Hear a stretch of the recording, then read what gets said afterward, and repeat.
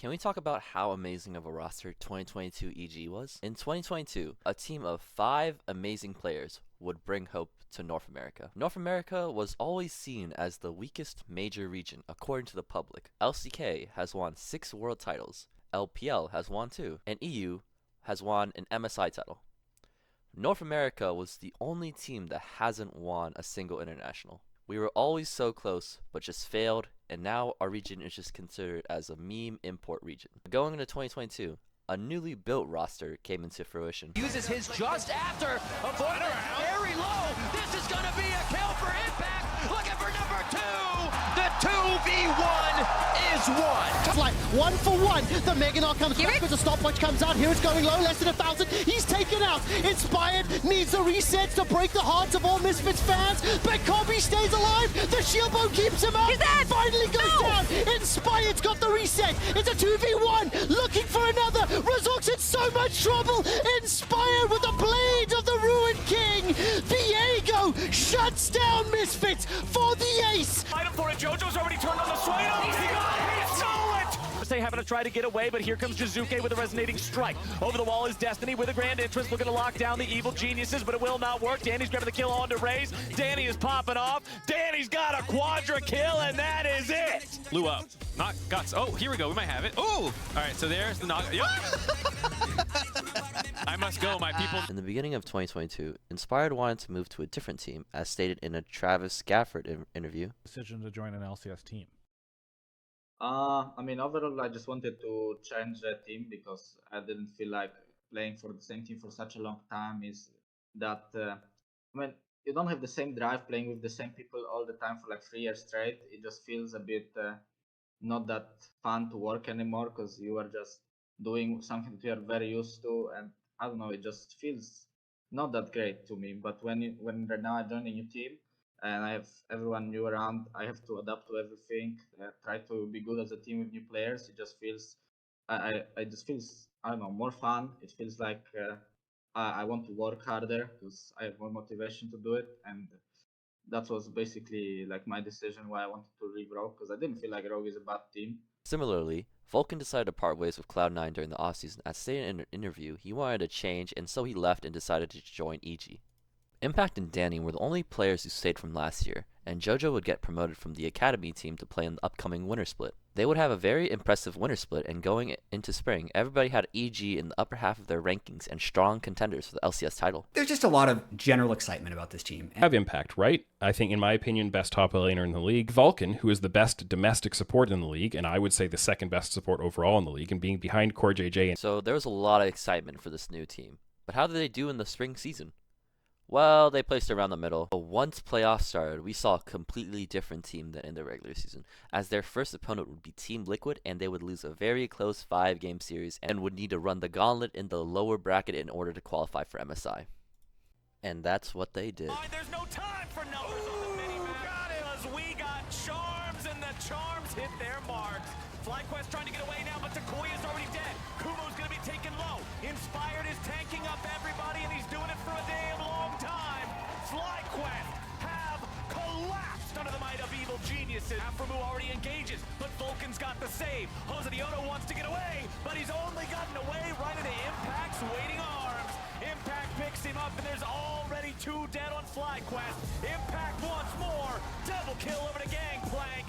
Make it a triple. He just got paid. Evil geniuses mops him up. Johnson's dead now. Takuya's gone. Ladies and gentlemen, that's it. It's done. Evil geniuses win the series 3-1. Experience an LCS finals. They're marching their way straight towards one, though, and Summit wants to stop them. Yeah, oh, he went all the way over. Danny actually managed to flash that one. Summit's completely out of position as a result. Impact's getting shredded, but they just don't have the damage. The Chompers, I think, are going to save C9, but Danny is going up. Zeri is... I'm gonna go for you. I'm gonna go for you. 1 second, my E. Penta! Careful, Danny. I can block for you. I'm not going right. Really? I can set it up. I'm not hitting.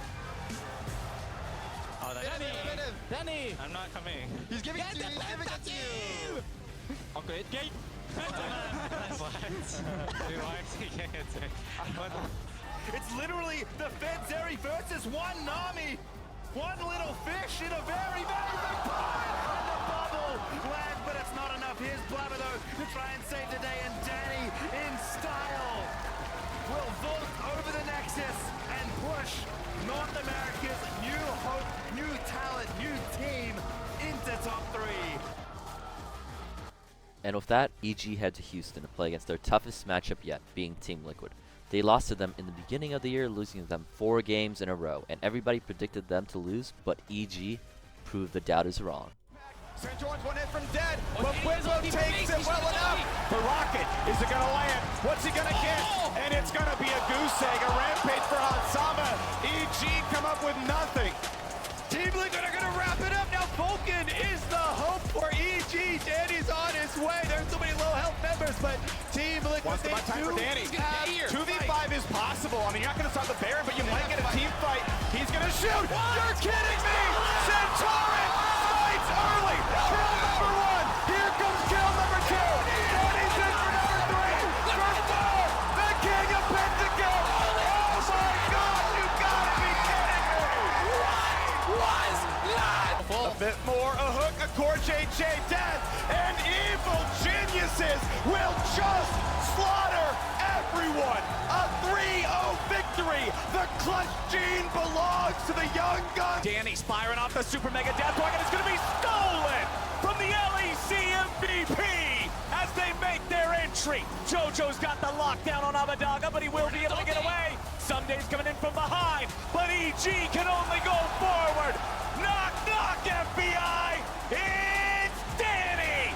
Won't get it. JoJo in stasis, and the fight is already over. 100 Thieves are getting rammed into the ground, and EG with a perfect ace. Danny almost gets another penta. He picks up a quadra, and EG will begin their new reign. It is the fastest finals ever, and it never felt this good to be bad. Evil Geniuses are your new LCS champion. This new roster brought joy and hope to the region as Evil Geniuses is bringing natural grown NA talent to the international stage. We're being represented by not an imported paycheck stealer, but we're being represented by a confident and arrogant player. I mean, I saw the MSI bracket, we're against EU, so, I mean, I think we're going to shit on EU, but we'll have to see it. Oh, shit. There's more? I mean, I don't know, like, I think we're just way better than them. We'll see it. And so, how well did EG do at MSI? Well, we went 0-6 against Europe.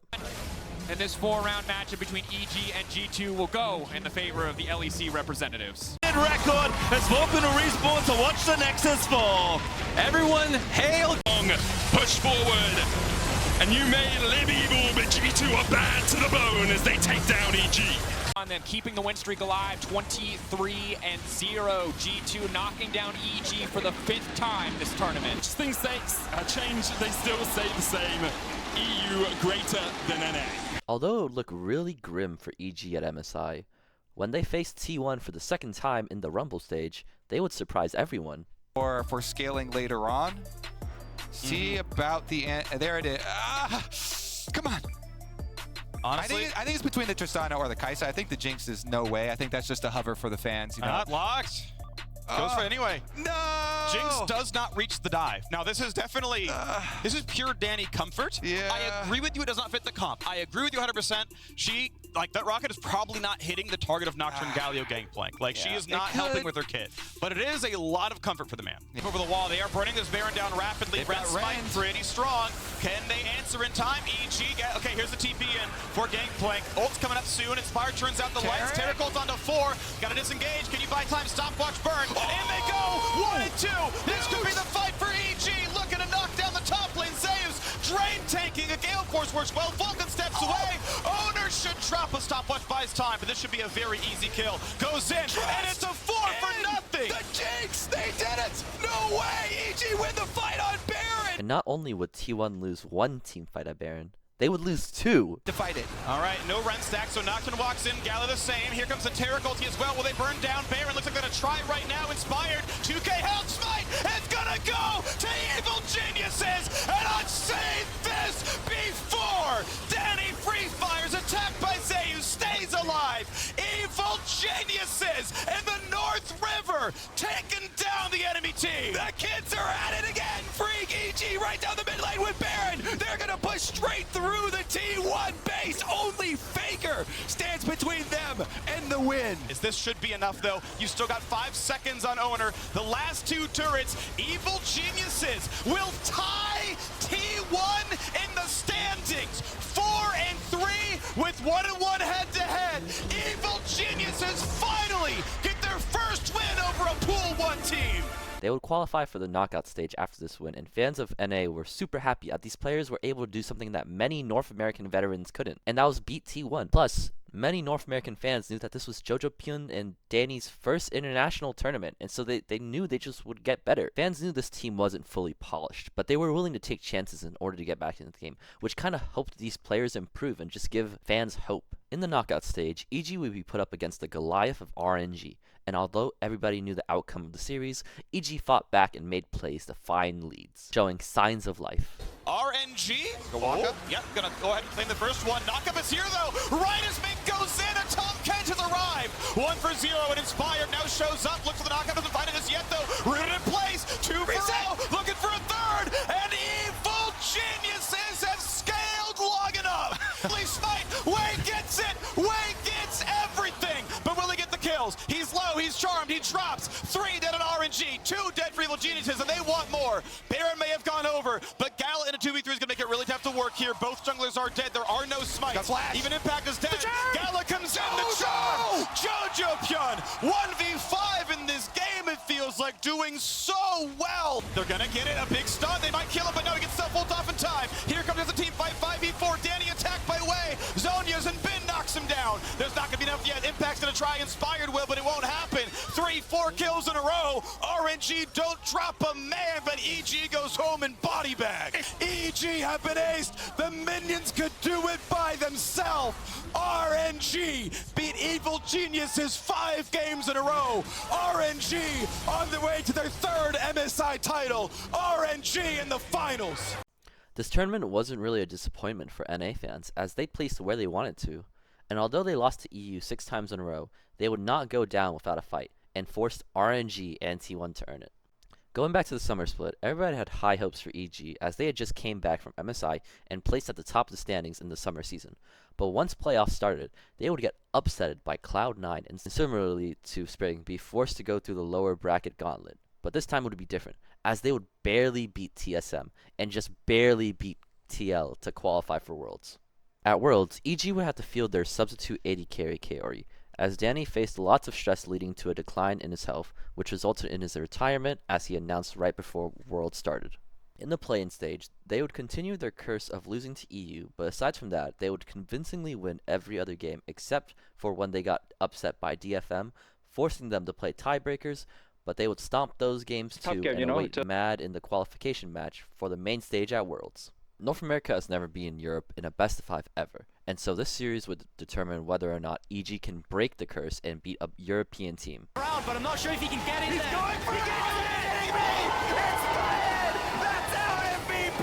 And they stomped Mad Lions into the ground, as this game was never even close, giving NA their first ever best-of-5 win against Europe, and also qualifying Evil Geniuses to the main stage at Worlds. During the group stage of Worlds, EG's run was a disaster, as they would just get steamrolled in week 1 of groups. But in week 2, they started off hot, as they would finally beat G2. It's Refuge, and he just takes 0 damage. Inspired's going to turn up Kaori. The culling does so much damage. Caps now limping out of this one. Broken Blade leading them as well, as now G2 trying to get out the push forward. And Kaori is indeed dominating. Impact looks for another taunt, doesn't get it. TP coming in from Jojo. This was all part of the plan, Caedrel. Jojo looking for the backside of this team fight now, and G2 have been routed. EG have found their team fight opportunity. It's a double kill for Impact, and now Jojo is looking to get his revenge. And EG will take their first Nexus here at the group stage, and they do it against G2. and they do it after losing only 1 kill and 1 dragon and 1 turret the entire time. Just dominance from start to finish from the Evil Geniuses, and this is what we wanted to see. The crowd in New York erupts for the hometown heroes. The LCS managed to take down the LEC. NA getting the better hand of Europe here in the second week of the World's group stage. Nobody beats Inspired 18 times in a row. Finally gets his best of 1 revenge. EG finally get their best of 1 revenge against G2, and it's about damn time they finally pull it off. Although every other game that day would be a stomp, resulting in EG going 1-5 in the group stage and being eliminated from Worlds. This is it. That's the entire year for Evil Geniuses. Although they had a very disappointing performance at Worlds, this team accomplished multiple important things for North America, as this team won the Spring Split, represented North America at MSI, beat T1, and swept Mad Lions at Worlds. Not only did they do all that, but they did it with natural-born talent, with Jojopyun and Danny. I'm really sad that Danny retired, but this gave a lot of hope for the future of North American players. As, fast forward to the present, North American players are now being scouted, with players such as Yukino, Busio, and Jojopyun going over to Europe. This team will forever be one of my favorite teams, as it was one of the first teams I watched and rooted for when I first started watching League. And I really hope we get something similar to this feeling soon. Hey guys, thanks for making it to the end of the video. I hope you guys enjoyed.